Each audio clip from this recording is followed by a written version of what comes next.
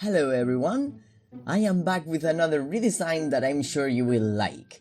I had a real good time making it and I feel pretty satisfied with the result. It's been quite sunny and stormy lately and that has put me in a good mood to work efficiently. But before we begin, I must remind you that last February I published my first coloring book featuring fairies and mushrooms, all done with lots of love and no AI. You will find the Amazon link in the description. And I also have another announcement to make, so watch until the end of the video to find out. Now let's get on with our next victim, Husk. So, as always, I started sketching the original design in my style. And to be honest with you, I'm not entirely happy with the pose I gave Husk. Looking back, he looks like he's kinda uncomfortable in a shy way, rather than tired of all the BS going around. I should have made his shoulders more relaxed, and his tail would have looked better in a similar position to the original.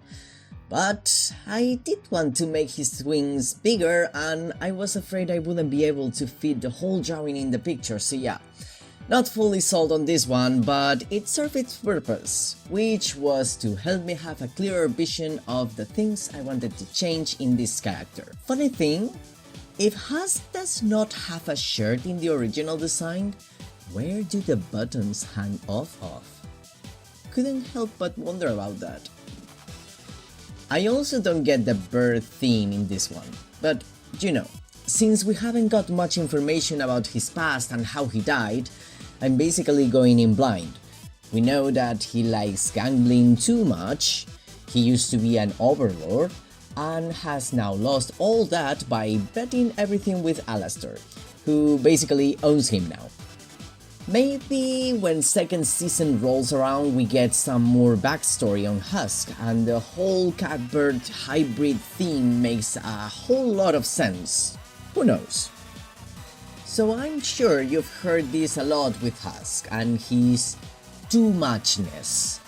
If you have ever studied anything about character design, one of the first things they tell you is that you should not overcomplicate a character for the sake of uniqueness. As they say, less is more. Of course, there are always exceptions to the rule, and if done right, you could pull off a character that is visually busy in a good way. But take into account that before we can run, we must learn to stand up and walk. So I encourage you to learn the rules before you start breaking them.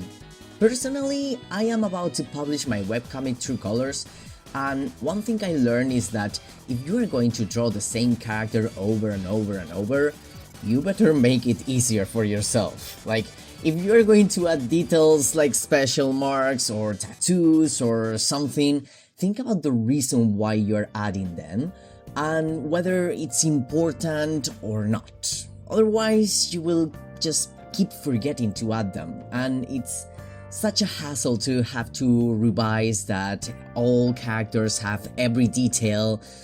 Such a hassle. Anyway, back to Husk, I do agree that he feels too detailed, but more importantly, I cannot see the reason for this. Let me explain. Like, why is he so detailed?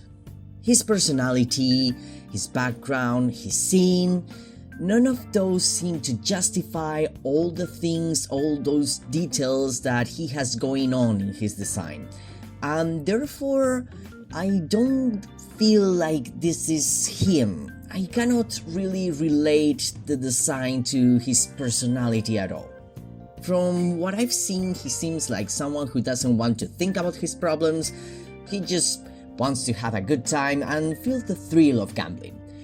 And he must have been good at it if he became an overlord. I mean, I suppose that if he was that powerful, he must have been more than just good at winning betting games, but the show doesn't give us much else to go on. So as you can see by now, I have once again butchered that twink body type and gave him a bigger frame.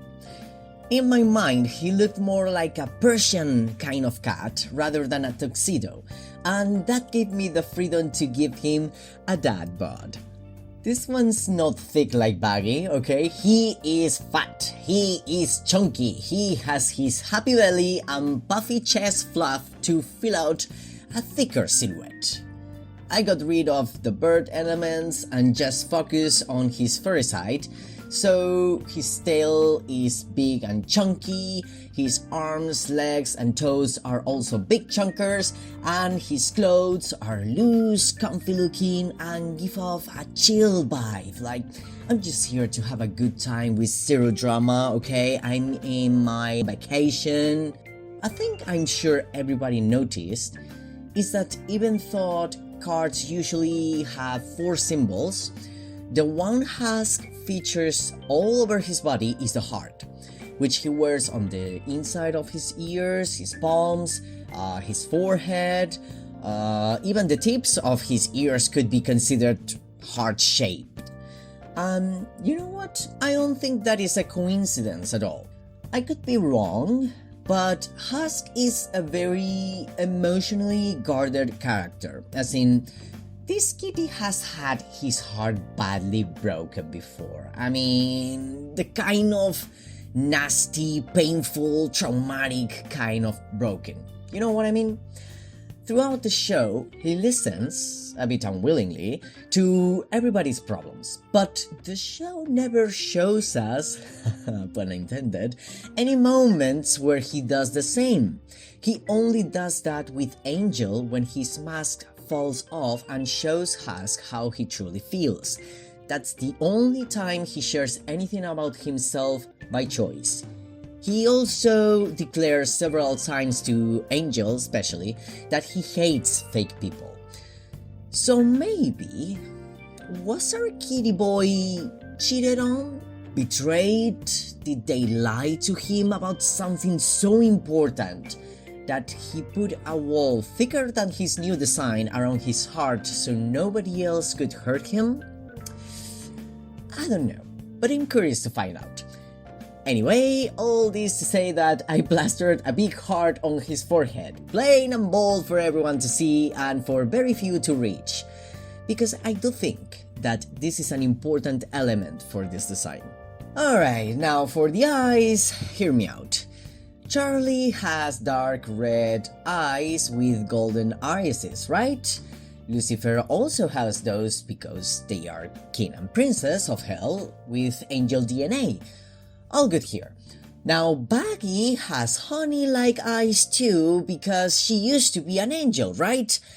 And I told you I wanted to keep that yellow eye feature as a kind of special thing to set them aside, right? Well, if I kept Husk's yellow eyes, this feature will go from unique to common. So I had to change his eye color, maintaining his color palette somehow, and his red eyebrows because I love them. So that left me with plain white. And honestly, I kinda like it.